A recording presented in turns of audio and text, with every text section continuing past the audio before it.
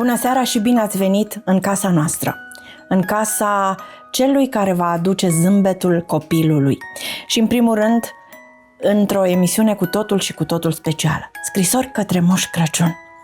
În fiecare an, milioane de copii din întreaga lume îi scriu o scrisoare lui Moș Crăciun, punând în rândurile lor speranță, iubire și bucuria de a ajunge cadoul sub bradul de Crăciun. În această seară, doamnelor și domnilor, mai ales celor mici, le voi face o bucurie. Îl voi aduce pe Moș Crăciun aproape de ei, aproape în casele lor. Bună seara, Moș Crăciun! Bine v-am găsit, dragi copii! Bine ai venit într-o seară specială, într-o magie de Crăciun. Cum a fost drumul către noi? Foarte lung. Și o să mai am încă un drum foarte lung peste câteva zile când vă duce toate cadourile la copii. Și cum a fost sania aceea pe care o conduci tu cu Rudolf? Cred că a obosit și el, așa e, moșule? Puțin. Sunt obișnuiți. În această seară îți voi prezenta câteva scrisori. Scrisori care au venit de departe, scrisori care au venit de peste mări și sări, scrisori pe care cei mici le-au scris pentru tine. Cum sunt scrisorile care vin atât de departe către Polul Nord, către cei care le primesc acolo în căsuța ta? Păi scrisorile care le primim, le citim și noi încercăm la toți copiii să le facem cât pe cât posibil tot ce își doresc să și primească. Dacă au fost cuminți, bineînțeles. Pentru că în această seară nu vom putea să citim toate scrisorile care au venit către tine, am ales câteva scrisori.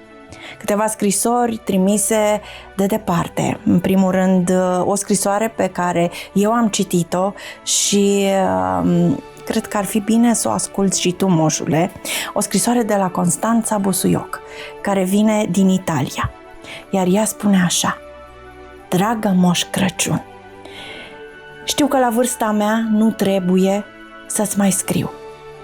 Știu că nu ar trebui să cred în tine, însă chiar dacă am o vârstă pe care nu ți-o voi spune, nu voi înceta niciodată să cred în Moș Crăciun. Moș Crăciun va fi în fiecare an și în fiecare an îți voi scrie la fel. Iar anul acesta aș dori ca întreg universul să aibă o speranță în plus. Te rog, moșule, să dăruiești un viitor mai bun copiilor și să faci persoanele fericite să zâmbească. Pentru colegii mei moderatori sau prezentatori, pentru toți care își pun glasul într-o emisiune de radio, le-aș dori să fie sănătoși și să privească cu încredere în viitor. Vezi, Moș Crăciun, azi nu-ți mai scrie acea fetiță din căsuța albă care îți așeza de fiecare sub brad o cănuță cu lapte și un biscuite. Femeia de azi își cere un singur dar pentru ea, deși tu știi ce își dorește. Un singur lucru care o ține în viață. Cred că dacă îți dai silința, tu vei ajuta și renii și elfii să vină și să petrecem magia de Crăciun împreună. Constanța. Foarte frumos, bravo, Constanța. Mă bucur. Moșule, îți mai aduce aminte fetița din căsuța albă? Cum să nu? Mi-aduc aminte de fiecare copil în parte. Pentru că ea ți-a scris în fiecare an. Și dacă nu mai sunt copii, tot copiii mei sunt. Iar eu, doamnelor și domnilor, vă rog să lăsați această magie să trăiască în continuare. Pentru că Crăciunul este o sărbătoare a dorințelor, o sărbătoare a iubirii, o sărbătoare în care toți cei dragi se strâng la masă și își dăruiesc zâmbete, iar cadourile, moșule, le aduci tu în seara de Crăciun, în ajunul de Crăciun și le pui sub brad. Așa e. În fiecare an Mă străduiesc ca toată lumea să primească cadourile pe care și le doresc. Mai am o scrisoare de la Alexandra, care spune așa: Crăciunul este sărbătoarea mea preferată. Bradul îl împodobesc din noiembrie, iar fursecurile sunt în plan, moșule, pentru săptămâna viitoare. Și vor fi delicioase, așa cum le știi tu de fiecare dată. Te rog să le guști atunci când vii la mine și sigur vei veni cu săniuța cu Rudolf. Vreau multă iubire, voie bună și clipe frumoase în familie. Alexandra. Mă bucur, Alexandra, o să ne întâlnim în curând. Moșule, de fiecare dată poposești în căsuțele copiilor atunci când ei dorm. Când mai ții minte cum își așează ei pijamalele de Crăciun și îți pun sub pom fursecurile și cănuța cu lapte. Atunci când tu poposești în casa celui mic, cum îl simți după el? Se simte doar iubire și ceea ce înseamnă Crăciunul, de fapt. Soare cu totul și cu totul aparte de la Alexander. Îl știi pe Alexander, a crescut și de fiecare dată i-ai adus câte ceva sub pomul de Crăciun. Dragă Moș Crăciun, mă numesc Alexander, am 12 ani și îți scriu cu multă iubire în suflet pentru că știu că timpul tău e foarte prețios și că aduce lumină în inimile copiilor din toată lumea. Eu îl iubesc foarte mult pe Dumnezeu și cred că El te ajută în fiecare an să dăruiești bunătate, cadouri, bucurii și speranțe. Anul acesta, dorința mea cea mai mare nu este pentru mine. Îmi doresc din tot sufletul ca tu să aduci bucurie copiilor săraci, care nu au ghetuțe călduroase sau hăinuțe pentru iarnă. Te rog să le aduci acele ghetuțe groase, mănuși moi, căciulițe, dulciuri și fructe ca să simtă și ei bucuria și magia Crăciunului. Aș dori ca toți copiii să se bucure de mamele și tații lor, de părinți și de bunici, iar bunicii care sunt în ceruri să se bucure acolo alături de Dumnezeu de aceste sărbători frumoase. Moș Crăciun, te rog mult să-i ajuți pe toți cei care sunt triști și mult mai săraci decât noi. Eu vreau să învățăm cu toții să ne împărțim și să fim buni unii cu alții, să dăruim cel mai frumos și adevărat Crăciun pentru noi oamenii. Moș Crăciun, dacă treci pe la mine, am să las un cadou unde am să pun câte ceva pentru un copilaș mic, pentru un băiețel. Te rog să-i duci acel cadou la cine știi tu mai bine. Asta mă va face foarte fericit și știu că pot da de la mine celui care are mult mai mare nevoie de ajutor, atenție, cadouri și bucurii. Îți mulțumesc pentru tot ce faci pentru noi copiii și pentru toată speranța pe care o aduci în lume în timpul sărbătorilor de iarnă. Te iubesc. Cu drag și multă iubire, Alexander Glockner. Bravo, foarte frumos. Îi mulțumim lui Alexander pentru aceste cuvinte frumoase și cu siguranță îți va îndeplini moșul dorința. Cu siguranță. Și va lăsa acolo, într-o ghetuță sau undeva la pomul de Crăciun, unui alt copil, așa cum ai dorit tu, un cadou minunat. Moșule, cum sunt sărbătorile acestea? Cum te pregătești tu? Un an întreg adună moșul cadouri împreună cu elfii tăi și cu toți din căsuța aceea de la Polul Nord, pe care copiii o vizitează, încep să o viziteze în luna decembrie, iar tu, cum ești, moșule, așa? Ce aduci tu în casa copiilor de fiecare dată? Cum te simți tu când vin sărbătorile? În primul rând, multă emoție, bucurie, iubire. Asta înseamnă sărbătorile. După cum cred că fiecare asta simte.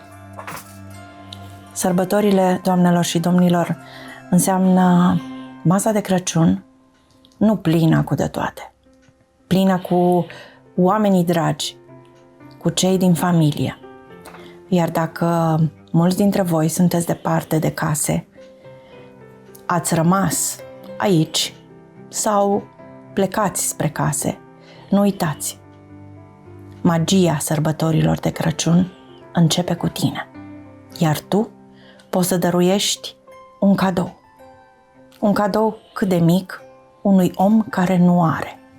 Iar în această seară, moșul a venit aici pentru tine, ca să-ți dăruiască iubire.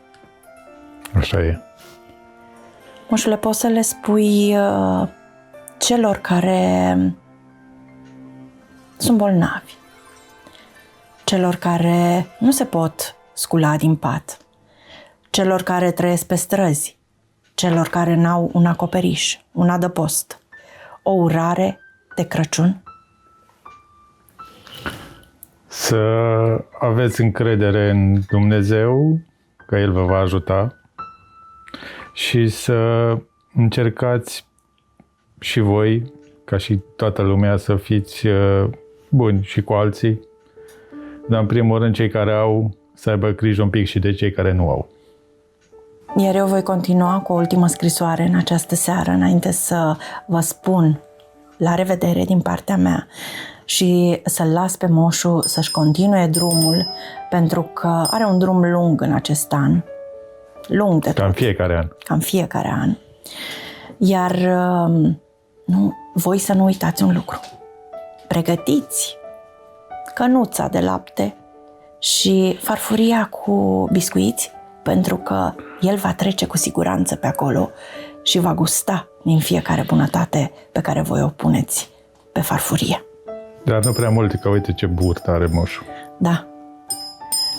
Nu vreau să spun că și moșul e la dietă anul acesta, așa că voi nu luați în seamă. Faceți acele chexe, biscuiți, că el va gusta precis. Iar o ultimă scrisoare. Dragă Moș Crăciun, deși anii au trecut peste mine, credința mea în tine nu s-a stins.